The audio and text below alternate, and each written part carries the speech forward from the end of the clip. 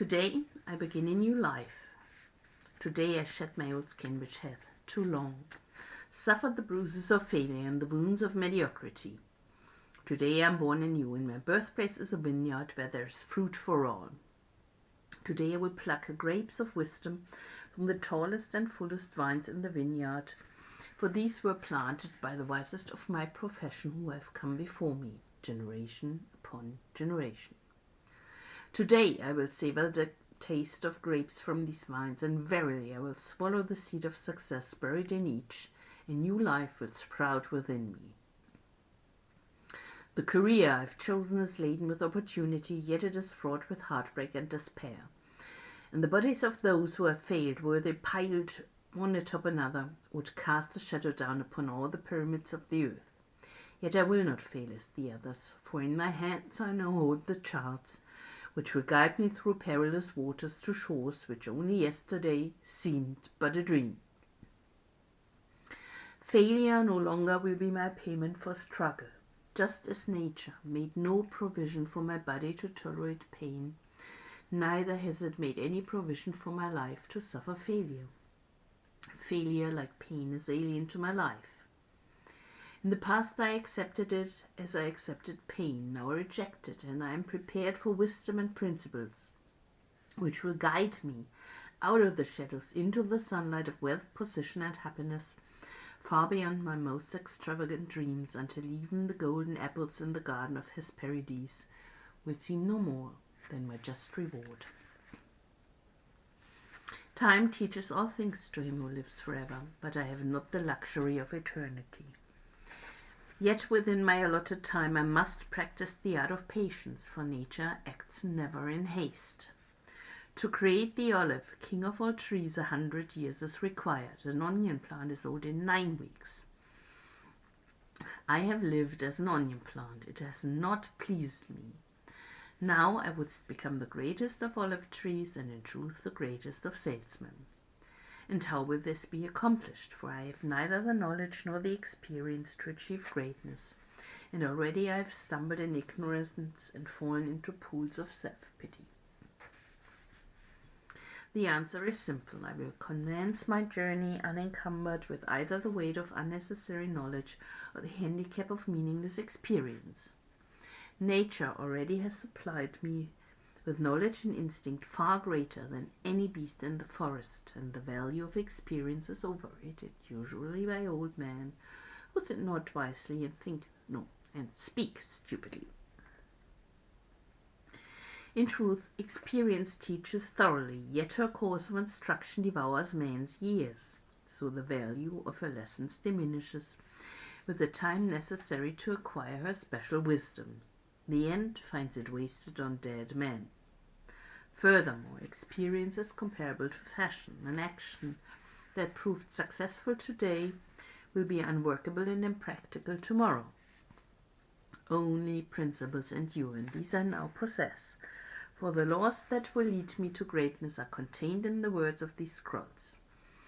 What they will teach me is more to prevent failure than to gain success, for what is success other than a state of mind?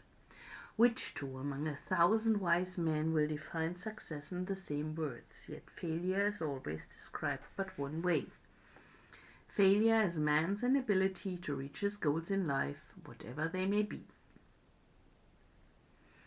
In truth, the only difference between those who have failed and those who have succeeded lies in the difference of their habits. Good habits are the key to all success. Bad habits are the unlocked door to failure.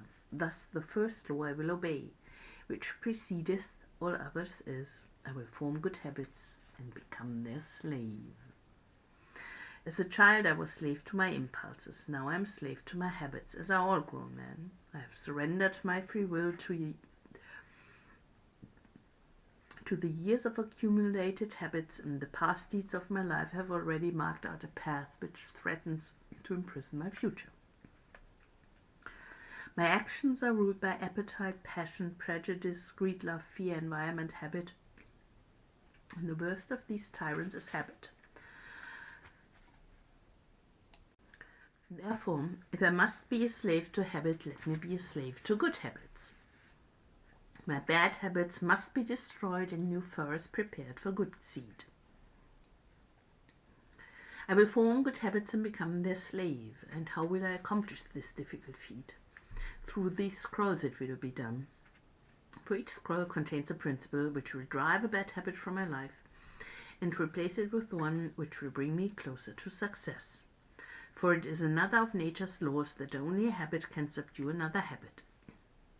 So in order for these written words to perform their chosen task, I must discipline myself with the first of my new habits, which is as follows. I will read each scroll for 30 days in this prescribed manner before I proceed to the next scroll. First, I will read the words in silence when I arise. Then I will read the words in silence after I have partaken of my midday meal. Last, I will read the words again just before I retire at day's end. And most important, on this occasion, I will read the words aloud. On the next day, I will repeat this procedure and I will continue in like manner for 30 days. Then I will turn to the next scroll and repeat this procedure for another 30 days.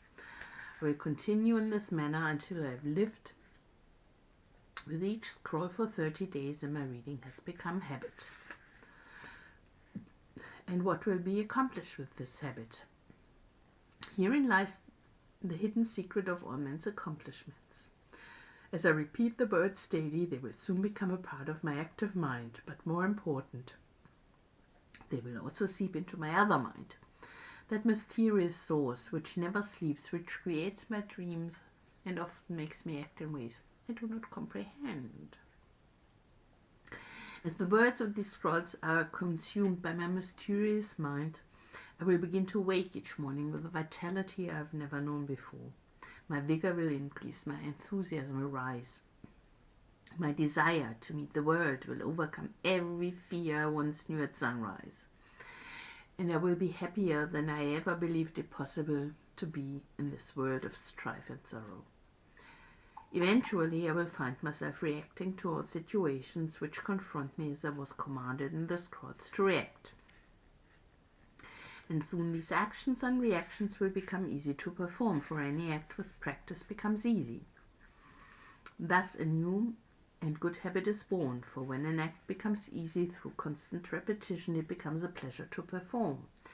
And if it is a pleasure to perform, it is man's nature to perform it often. When I perform it often, it becomes a habit, and I become its slave, and since it is a good habit, this is my will. Today, I begin a new life. And I make a solemn oath to myself that nothing will retard my new life's growth. I will lose not a day from these readings, for that day cannot be retrieved, nor can I substitute another for it. I must not, I will not break this habit of daily reading from these scrolls. And in truth, the few moments spent each day on this new habit are but a small price to pay for the happiness and success that will be mine.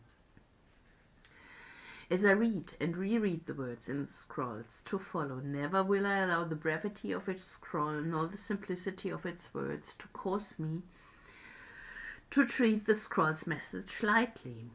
Thousands of grapes are pressed to fill one jar with wine, and the grape skin and pulp are tossed to the birds. So it is with these grapes of wisdom from the ages. Much has been filtered and tossed to the wind. Only the pure truth lies distilled in the words to come. I will drink as instructed and spill not a drop, and the seed of success I will swallow. Today my old skin has become as dust. I will walk tall among men, and they will know me not, for today I am a new man with a new life.